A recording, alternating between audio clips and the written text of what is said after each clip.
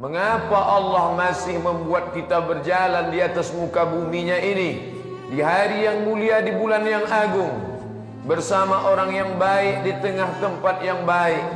Mengapa Allah masih membuat kita hidup di atas muka bumi ini? Ada rahasia di balik itu semua. Liyabluwakum ayyukum ahsanu amala.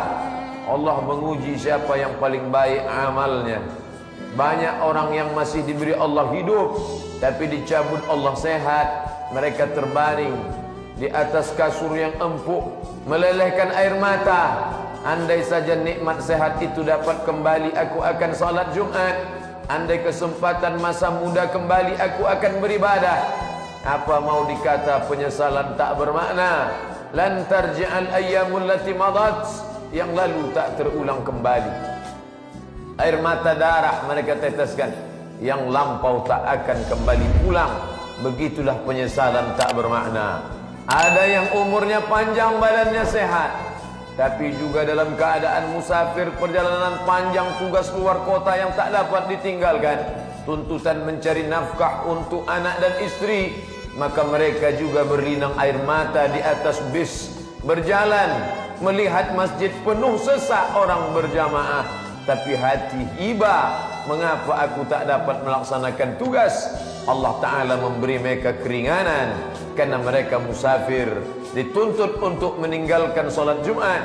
Mereka dapat menggantinya dengan fardu zuhur.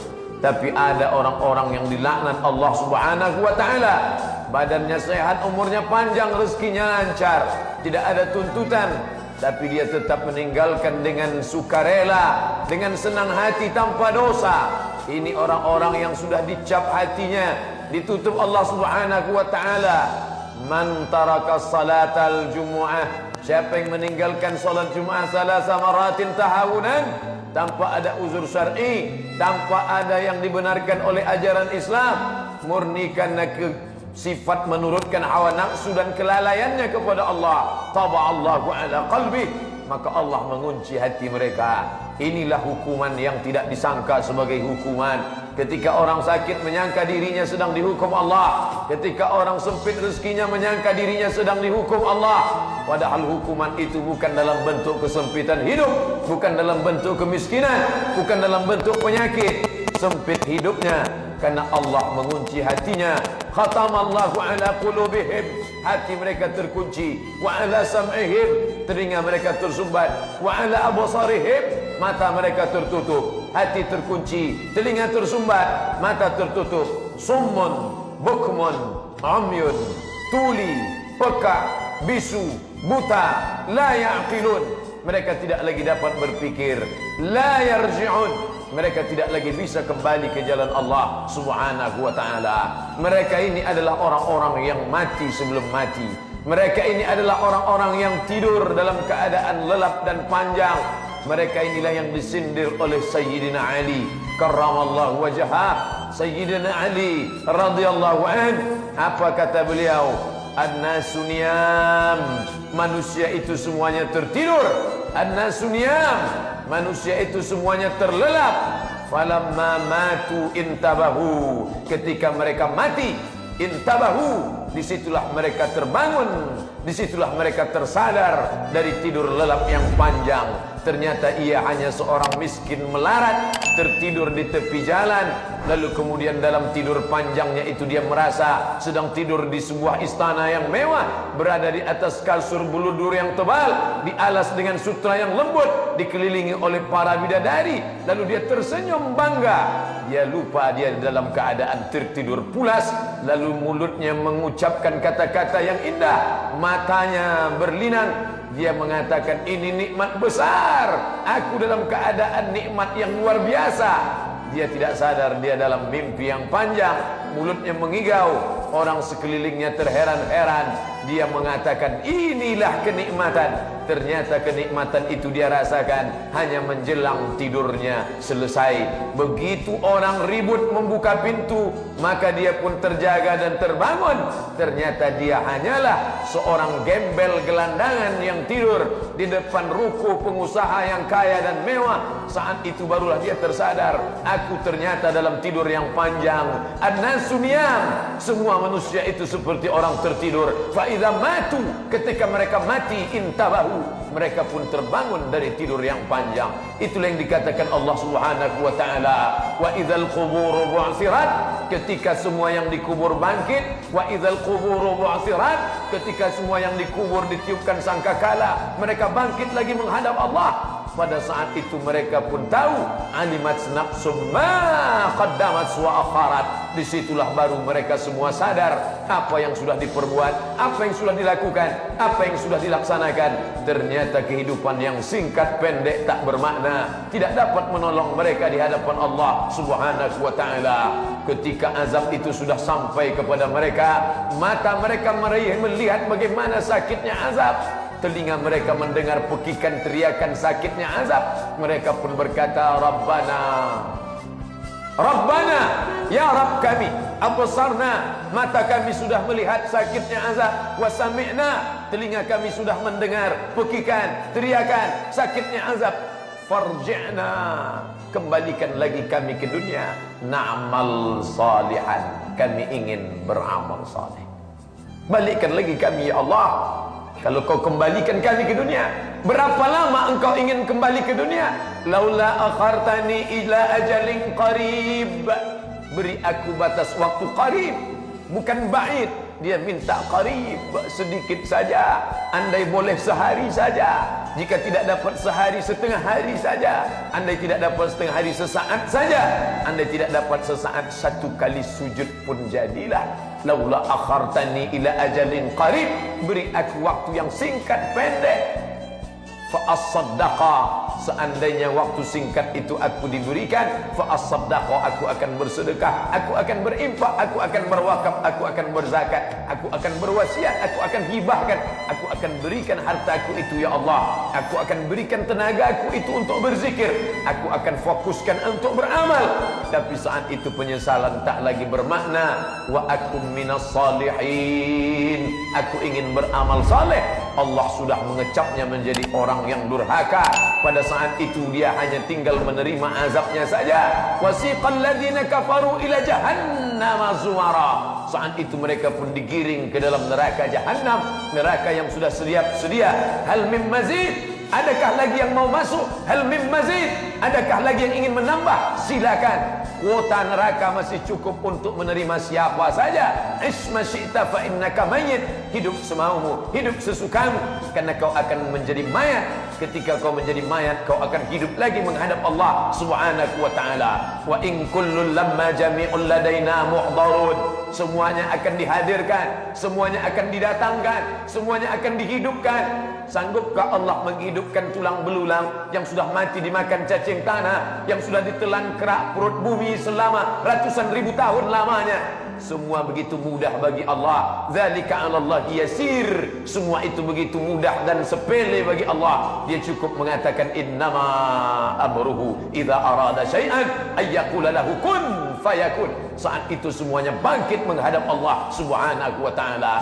Mana harta yang kau cari? Pergi pagi pulang petang, perias banting tulang, semuanya tak dapat menolong di hadapan Allah. Mana anak-anak yang kau besarkan? Berapa kali kau tinggalkan salat karena anakmu? Berapa kali kau tak puasa karena istrimu? Berapa kali kau tinggalkan yang baik karena usahamu? Berapa kali amal soleh kau tinggalkan hanya karena mimpi panjang, hanya karena igawan-igawan yang akan berakhir dengan kematian? Ketika Israel mencabut nyawamu, disitulah engkau baru sadar, sebagaimana sadarnya Fir'aun ditelan Laut Merah. Falamma adrakahul gharaku, ketika air Laut Merah yang asin, pekat, pahit itu masuk ke dalam tenggorokannya, masuk ke dalam paru-parunya, saat itu dia tersedak dan mati. Saat itulah baru dia tersadar, ternyata aku hanyalah seorang raja dalam mimpi yang panjang, aku orang kaya dalam mimpi yang panjang. Hari ini aku terjaga di hadapan Allah. Apa amal yang aku bawa? La yanfa'u malun, hari itu harta tak berguna. Wala banun, hari itu anak tak berguna. illa man atallaha, kecuali orang yang datang menghadap Allah biqalbin salim, dengan hati yang bersih, bersih dari sifat syirik, bersih dari sifat kufur, bersih dari sifat takabur, bersih dari sifat hina, bersih dari sifat hasad, bersih dari sifat segala yang merusak hati. Allahumma antas salam, yang kita sembah adalah Dia Maha Suci yang bersih. Wa minkas salam, andai aku bersih bukan karena diriku tapi karena Engkau yang memberikannya. Wa adkhilnal jannata daras salam, masukkan kami ke tempat negeri, kampung halaman, tempat asal kami yang tidak ada dosa di dalamnya. Daras salam, rumah kedamaian, ketenangan, tidak ada dusta, tidak ada hiruk pikuk, tidak ada kepalsuan, tidak ada pencitraan, tidak ada kebohongan di dalamnya. Wa adkhilnal jannata daras salam tabarakta ya zal jalali wal ikram. Maka pada saat itu ucapan yang mereka terima, yang selalu kita ulang berkali-kali, kita mengulang kalimat itu saking rindunya, saking inginnya, betapa telinga ingin mendengarnya. Maka dia katakan salamun qaulam mir rabbir rahim, keselamatan.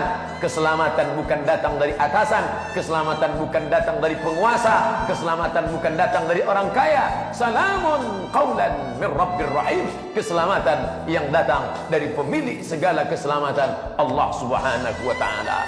Maka kalau kita masih hidup ini sudah sadar, bersyukurlah. Kalau masih muda sudah sadar, istiqamahlah. Kalau sudah tua masih juga belum sadar, maka kita khawatir itu salah satu azab, bukan dalam bentuk api neraka, bukan dalam bentuk kemiskinan, bukan dalam bentuk kesusahan, tapi azab dalam bentuk terkuncinya hati, tak bisa menerima kebenaran. Syukur terbesar dalam lidah manusia, alhamdulillah. Syukur terbesar dalam perbuatan manusia, melaksanakan perintah Allah, menjauhkan larangan Allah. Tapi perbuatan ini tidak kita lakukan sendirian, karena orang Islam yang sudah menyelamatkan dirinya, lalu dia senang dengan keselamatannya, dia adalah orang egois, angkuh dan sombong. Betapa beruntungnya menjadi bawahan ketika atasan memperdulikan keselamatan. Bukan saja keselamatan kerja, bukan saja keselamatan etos kerja, bukan saja keselamatan perkantoran, tapi juga selamat dari azab Allah Subhanahu wa taala. Adakah keselamatan yang paling indah daripada selamat dari api neraka, keselamatan dari aliran sesat? Maka yang selalu dia minta, Allahumma inna nas'aluka salamatan, berikan keselamatan fid din, dalam agama. Karena dengan selamat agama itulah akan selamat di mata Allah. Selamat di waktu pagi belum tentu selamat di waktu petang, selamat di kala datang belum tentu selamat di waktu pulang. Tapi manakala selamat dalam agama, selamat akidahnya, selamat solatnya, selamat puasanya, selamat haji dan umrahnya, selamat matinya, mati dalam keadaan selamat dari su'ul khatimah, saling mendoakan, hadir dalam majlis ilmu, hadir dalam solat berjamaah. Itulah yang menyelamatkan dari azab Allah. Di dunia mungkin dia susah, di dunia mungkin dia melarat, tapi kesusahan dan kemelaratannya itu ada batasnya. Sampai akhirnya Israel datang, dia akan mati dalam ketenangan. Tapi kalau susah di hadapan Allah, susah dalam kehidupan yang hakiki, susah selama-lamanya. Faman a'rada an zikri, siapa yang menolak Al-Quran, siapa yang menolak agamaku, siapa yang menolak Rasulku, fa inna lahu ma'isyatan dhanka, kami akan bangkitkan dia, kami akan buat dia dalam keadaan hidup yang susah, hidup yang sulit, hidup yang sempit. Dia tidak miskin, dia kaya raya, tapi dunia ini sempit dalam pandangan matanya. Karena lapang dan sempit bukanlah pada rumah yang besar, lapang dan sempit bukan pada kendaraan yang mewah. Lapang dan sempit dunia ini ada pada hati, dan hati bukan punya kita. Ya muqallibal qulub, wahai engkau pemilik hati. Ya muqallibal qulub, wahai engkau yang menguasai hati. Qalbul mu'min baina asabi'ir rahman, hati orang beriman di antara jari jemari Allah. Dia kuasa membuat benci menjadi cinta, dia juga kuasa membuat cinta menjadi benci. Dia kuasa membuat sempit menjadi lapang, dan dia kuasa membuat lapang menjadi sempit. Dunia ini tidak pernah membuat sempit, dunia ini tidak pernah menjadi lapang, dunia ini tidak pernah membesar dan mengecil. Sejak zaman dulu dia seperti sedia kala. Kita yang memandang inilah melihat dunia lapang dan sempit. Maka ketika orang itu berserah kepada Allah, inna salati wa nusuki wa mahyaya wa mamati lillah, semua kuserahkan pada Engkau ya Allah. At-tahiyatul, segala penghormatan, mubarakatul, segala keberkahan, salawat, segala doa-doa, puja-puji, pujian, permintaan, permohonan, thayyibat, segala yang baik-baik lillah, bukan punyaku, bukan milikku, Bila saat ini aku dimuliakan orang, itu hanyalah pinjaman. Bila hari ini aku punya harta yang banyak, itu titipan. Kalau memang titipan, mengapa bersedih saat dia pergi? Kalau memang betul itu titipan, mengapa meneteskan air mata saat dia pergi? Itu menunjukkan mulut mengatakan titipan, tapi hati mengatakan berkekalan. Ini punya saya, ini harta saya, ini uang saya, ini rumah saya. Padahal Allah bolak-balik mengatakan lillahi ma fis samawati wa ma fil ard. Segala yang di langit, segala yang di bumi milik Allah. Bila ku pinjamkan kuasa itu kepadamu, pakailah untuk menolong agamaku. Bila ku berikan umur sehat badan, keluarga yang sakinah ini kepadamu, pakailah dia untuk berzikir mengingat aku. Betapa beruntungnya orang yang di saat lapang dia mengingat, di saat sempit lebih mengingat. Betapa bahagianya pada saat keluarganya rukun, sakinah, mawaddah, warahmah, dia bawa ke rumah Allah. Pada saat mesti berpisah karena kematian datang, dia pun tetap juga istiqamah di dalam agama Allah. Adapun orang yang senang, bahagia, bersyukur kepada Allah, kaya raya membuatnya dekat dengan Allah, miskin melarat tidak membuatnya kufur kepada Allah. Begitulah kalau istiqamah sudah masuk ke dalam hati. Menjadi penguasa tidak membuatnya lupa, menjadi rakyat jelata tidak membuatnya sengsara. Karena senang dan susah hanya pada pandang manusia, hakikatnya dia selalu bersama Allah. Ma'iyatullah. Aku tidak akan merasa tersanjung dengan mulianya aku di hadapan manusia. Aku juga tidak akan terhina dengan dihinakan orang banyak. Karena yang penting adalah pandangan Allah ke dalam hatiku. Itulah agaknya ucapan orang beriman.